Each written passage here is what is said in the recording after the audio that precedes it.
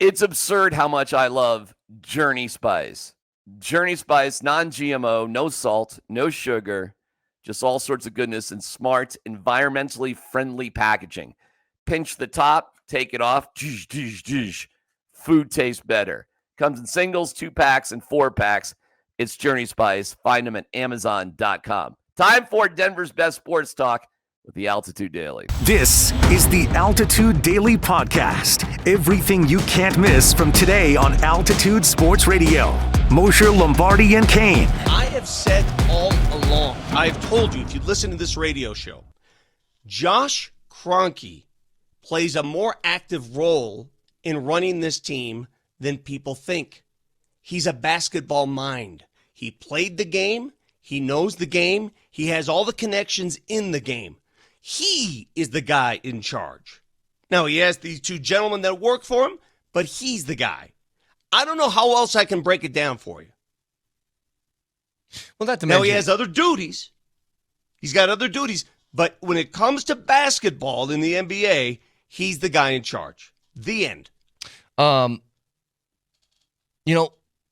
It's funny when that was mentioned yesterday, Moj, about the promoting from within. That sounds like the Rockies. I was like, well, the last time the Nuggets promoted from within, they won a championship the following year. So it's actually not like the Rockies at all. At all. Hold on a second, though. Let me put it even more simply than that. And by the way, you said some smart things during the appetizer I want to get to today. Thank you.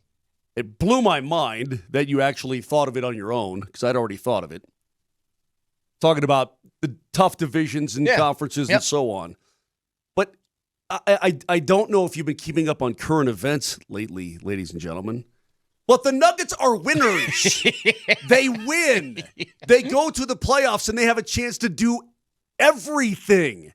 They've done it once. They can do it again, and probably will do it again. Yeah, I mean, they win. They are winners. Say what you will about the Avs getting bounced by Dallas in the first round. You know what that team is? A team's a winning franchise. It wins, and it has a shot every year, okay? Let me blast another notion out. I'm so tired of hearing people say, well, oh, my God, Joker's only got so much left. Joker's not going to resign. Oh, Joker's going to get mad. You guys have no clue what the relationship is between Joker, this city, and this team. No clue. You think you do. You have no idea. Shut up. He's fine. He's not going anywhere. Stop talking about it. Shut up. I think this is a record for shut-ups from Vic in the I mean, first I'm segment just of the so show. tired of the drama. Oh, my God. One championship under Joker. He's going to leave. Yeah, Nikola Jokic comes off as the guy who's going to just set up shop in Miami with his shades. All right. The Altitude Daily. The Morning Sprint. Now that you've had a day to digest and a night to sleep on this, how do you feel about the promotion and then the reacquisition of Wallace? Talking to Chris Dempsey yesterday helped me on the morning sprint.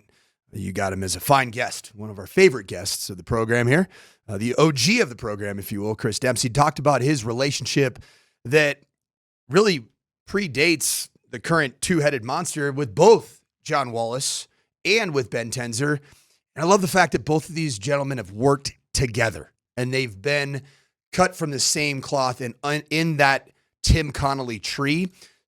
So I believe that the only way, Raj, that Josh Kroenke would have done this two-headed monster is if he knows, based off empirical data, that the two guys are going to work very well together. Because you wouldn't come off of the failed experiment of Calvin Booth, Michael Malone as your two biggest decision makers and them clashing heads and then chase that after a failure. Hold on. Failed experiment is a little far. Well, okay. It is. You won an NBA like Calvin championship. Booth put the last finishing touches You won on an the NBA first title, and Michael Malone's the greatest head coach that the franchise has ever had. What I would say, Raj, is the failed experiment was two personalities that ultimately didn't. You know, those two personalities didn't. At the end of the day, they didn't work, and that's why neither of them have jobs with the Denver Nuggets and anymore. the view for the future for both of those players, or not both those players, both of those members of the front office just simply didn't jive. And that's the reason why these two hires are made. It feels like path of least resistance right now for ownership to go, we're going to have two guys that work well together, that likely will agree with what one another has to think about how we are going to draft, how we're going to utilize our young players, and stay out of the apron. Is that the best course of action for the Nuggets? Least resistance. Not necessarily yes men, but it does feel like you guys are going to get along together, and if you don't, I'll find someone else because you're cheap. The Altitude Daily. Columbus, Hastings, and DMAC. Best friends. Hey, guys, and I got to believe, the announcements today, you guys had the press conference. John, I'm assuming today wasn't the first time you were in the building, and I'm assuming this hasn't been the first time you've talked to either DA or Ben either. Work starts right now, doesn't it? Or has it already started before this presser? I mean, it's already started. Ben's been killing it here. Obviously I'm catching up to speed on some of the things just in-house. But, these guys have been great. They got everything set up and ready to go. Guys, I've got questions about the structure and all that, but actually my most immediate question is just about the draft that is tomorrow. And you're sitting there without any picks as of now. How active are you guys going to try to be to get into the draft? We'll always be aggressive trying, because that's the name of the game, and you identify targets in the draft and you want to figure out where you have to get to get your guy. If you know anything about Tim Conley's aggressiveness and Calvin and Masai, who was here before, we've learned from leaders who have always been aggressive and will continue to do so. Hey, when you look at this draft, either one of you who's been scouting it, how deep is it? And are there guys that may not get drafted tomorrow that are going to be able to help NBA teams? Yeah, I think you just hit the nail on the head. I think the front end of the draft will be pretty deep for teams who kind of need young talent to come in and have a big impact. But I think after that, it's kind of more so a fit. Some of these teams now are kind of handicapped when it comes to the financial restrictions, so they have to find guys that fit into a window that can give them, a level of play early on. But there might be some pretty good players that slide to the undrafted space. And like Ben said, we're going to keep our eyes and ears to the street, do our intel, and kind of see what shakes our way. And if you remember last year, Trey Alexander's a guy that slipped through the draft, and we got him on a two-way. He ended up as G League Rookie of the Year. So there's always going to be guys that are good that are there. How big? And I asked Josh the same question, and DA talked about it at his presser. And Josh, John, by the way, gave you a lot of kudos working with Jamal.